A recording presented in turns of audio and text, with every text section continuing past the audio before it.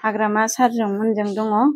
दा नैबे जेम्स सारनाव फैनानै जोङो जयेन जाफैदों आरो बेनिखायनो जोंखौ मानि थाखाय नायसना?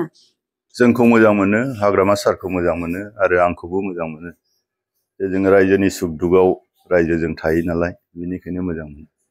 दाखालनि जेनाखि गन्डगोल जानाय रबिबार बेलासिनि जि घटना, बे घटनाया दुमब्रु बाजार आइफवालि ब्रिजनि खाथियाव जोंनि पार्टिनि मानसिफोरा जिरायबाय थानायाव 150 जनसो मानसिया फैनानै सिखा रुवाफोर लानानै एटेक खालामफैदों। बेयो आननेसेसारि। जागायजेननायनिफ्राय 2005 निफ्राय बेबायदि जोंनाव दावराव दावसि जायाखै बिटिसि इलेक्सनाव। जों गोजोनखौ हास्थायो आरो निसिमायाव गोबां गुबुन गुबुन जाथिफोरब्लाबो बर' जाथिफोरब्लाबो गाव गावनि मोन्थायखौ लानानै दुखु खस्थ'जों जुजिनानै संसार जानाय मानसिफोर। गोजोनखौ जोङो हास्थायो। जोंनि जायगाया बेकवार्ड, जोंनि जायगाया गोरिबैनो दं।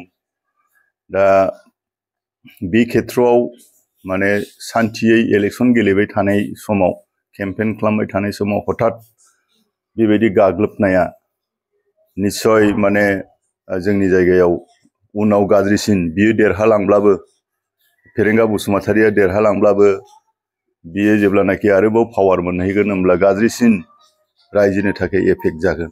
नै दा बेखौ बुजिनानै माने जोंनि निसिमानि रायजो राजाफ्रा लोब लोब दिनै आंनि न'आवबो आरो जायगायावबो आंजों जयनिं जादों, फैदों।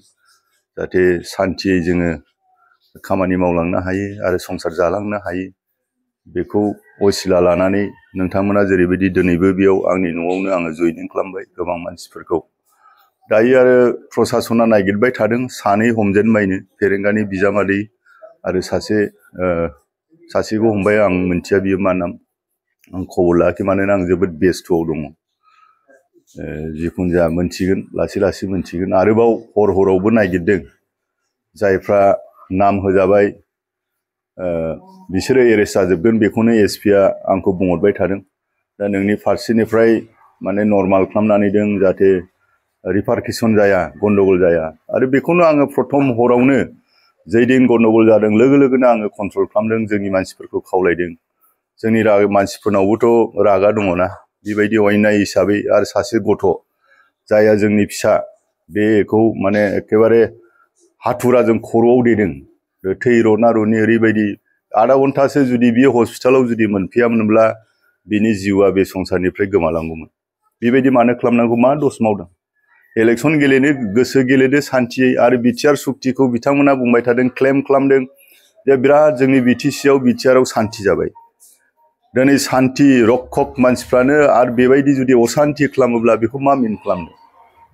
धुमखि दावा खालामनानै आंनि जिनोखि देरहाखानाय समस्ति, बे देरहाखानाय समस्तियाव बिसोरो धुमखि दावा खालामनानै पाब्लिकफोरखौ गिहोनानै बिसोरो भट आदाय खालामनो नागिरदों। खिन्थु दानि जोंनि एफा गोबाव 40-50 बोसोर आन्दलनजों फैनाय जोंनि सुबुंफ्रा दान्दिसे बिदि हरखाब सोरबा जौ फाग्लाफोर, सोरबा एखेबारे प्रि प्लान खालामनानै निर्देश होनायजों खामानि मावग्राफोरनि उत्तेजना खालामनाय, बेखौहाय जोंनि रायजो राजाफ्रा दा गिनायाव गैला आरो गिला।